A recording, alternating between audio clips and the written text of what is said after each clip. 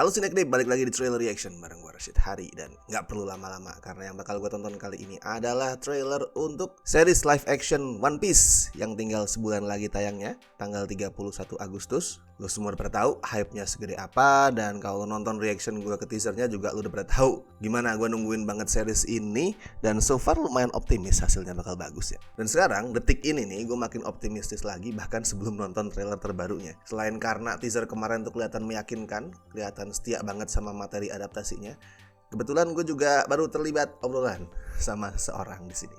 Gue nggak bisa kasih tahu siapa orangnya, nggak bisa spill juga detail obrolan kami itu gimana. Tapi intinya dia adalah orang yang perspektifnya gue percaya. Bahkan in some ways dia tuh kayak lebih pelit kasih pujian ke film gitu daripada gue. Dan dia tuh mencintai One Piece lebih besar daripada gue. Gue suka banget One Piece, gue fans One Piece. Tapi orang yang gue ajak ngobrol tuh jauh lebih mencintai, lebih addicted ke One Piece daripada gue. Intinya kita ngomongin series One Piece ini setelah dia nonton semua episode. Gue nggak bisa reveal dia nontonnya di mana. Bukan bajakan ya, ini dia bukan nonton bajakan yang lead, bukan. Tapi gue nggak bisa reveal pokoknya. Intinya bukan lewat jalur ilegal lah. Dan di situ overall dia ngasih pujian. Gue tetap denger 1-2 kekurangan, keluhan, hal yang gak sempurna itu gue tetap denger dari dia. Tapi banyak kekhawatiran gue kayak misalkan soal pacing yang buru-buru. Kan sempat ada ya gosip kalau cerita series One Piece ini pacingnya buru-buru banget, lompat-lompat dari satu arc ke arc yang lain. Ternyata enggak. Terus keraguan gue soal ceritanya juga mulai hilang. Keraguan soal apa iya sih, walaupun desain karakternya mirip, ceritanya apakah bakal setia gitu, itu juga terjawab. Dan ya lumayan mengurangi kekhawatiran gue lah. Itu bukan jaminan ya, bukan jaminan gue bakal suka, dan bukan jaminan lo juga bakal suka sama series ini. Tapi sekali lagi, gue percaya sama perspektif orang itu. So yeah, gue semakin yakin, gue semakin optimistis sekarang. Dan satu lagi nih, barengan sama perilisan trailer yang baru kemarin, Oda ngasih statement. Nah itu lebih penting lagi, Oda ngasih statement resmi. Gue tahu ini bagian dari strategi promosi ya. Dan worst case scenario-nya, misalkan ternyata Oda gak suka sama series ini, ya mustahil nih dia ngejelek-jelekin seriesnya sebelum rilis. Itu mustahil. Seenggak suka apapun dia pasti bilang ini series oke, harus lo tonton dan segala macam. I know ini adalah strategi marketing dengan rilis statement. Tapi ngebaca statement itu gue ngerasa apa ya, ada kejujuran, ada keterbukaan. Nggak cuman peres-peres gitu biar fansnya yakin, tapi gue masih merasakan ada kejujuran di situ. Misal Oda ngomong ada beberapa part yang mesti dihilangin, ada banyak penyesuaian yang beda dari manganya, terus soal reshoot yang dilakuin karena dia tuh nggak srek sama hasilnya dan lain-lain. Artinya kalau gue ngebaca statement itu, Oda ngaku kalau nggak semua orang itu bakal puas sama series ini. Dan itu bener. Mau sesetia apapun, mau sebagus apapun, pasti bakal ada yang gak puas. Dan dia mengakui itu. Dan dia juga mau ngaku kalau gak semua modifikasi yang dilakuin sama tim produksi seriesnya itu dia cocok. Buat gue itu adalah bentuk kejujuran. Jadi ya percaya aja sama Oda ya. Kalau lu belum percaya sama gue, gak percaya sama apa cerita soal spill yang gue denger tadi dari obrolan sama kenalan gue tadi, ya percayalah sama bapaknya One Piece, Oda sendiri. Oke, kalau gitu coba kita cek dulu trailernya. Trailer full untuk One Piece live action series. Oh, wah Roger, kita lihat.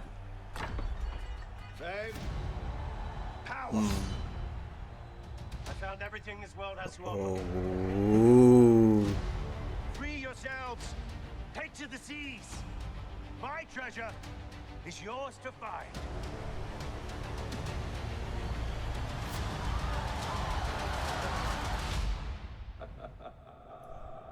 So what do you say?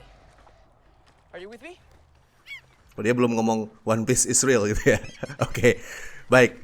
Disimpan aja buat seriesnya. Why would anyone want to be a pirate? It's the best thing there is. Wind in your back. Oh, Alvida. Salt is here. A loyal crew by your side. It's ready. Bagus. Itu diliatin. Oke. We're heading up to the Grand Line. A treacherous stretch of ocean with bigger islands, bigger pirates. Oh, Kuro. Find the One Piece. You've been making enemies everywhere we go. Anjir, gue suka banget bagi. Chop, chop. Itu loh. Oh my god. They are hunting you. Oh, oke. Arlong. Mana Arlong? You'll to excuse them. They're idiots. Ya. Monster idiot. This crew, our crew, can handle anything. Oke. Do you the kindness of killing you all together? You're my captain from now until the end. Oh. Because no one messes with my friends. Oh, dia masukin momen Nami yang itu anjing. What's so special about you? I'm Monkey D. Luffy.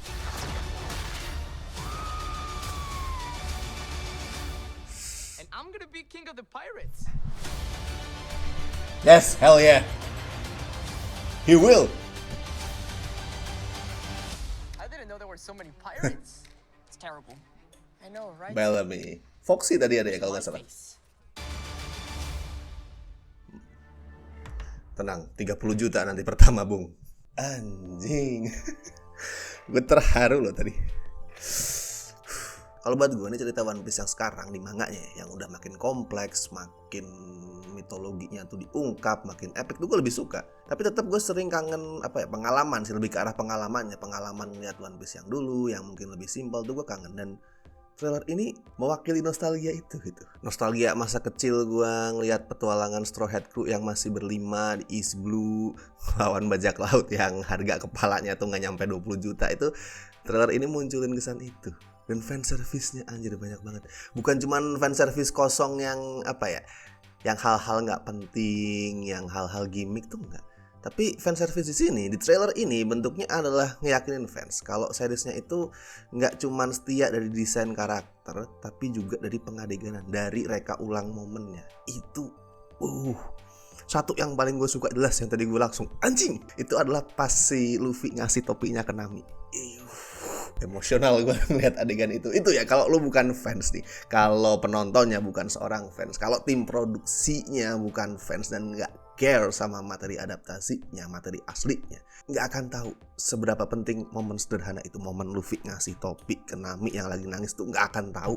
Karena bisa aja loh dengan arogannya mereka tuh mikir, oke, gue bisa bikin momen lain yang lebih emosional dari ini, gue bisa mengubah ini jadi sesuatu yang lebih bikin penontonnya terharu.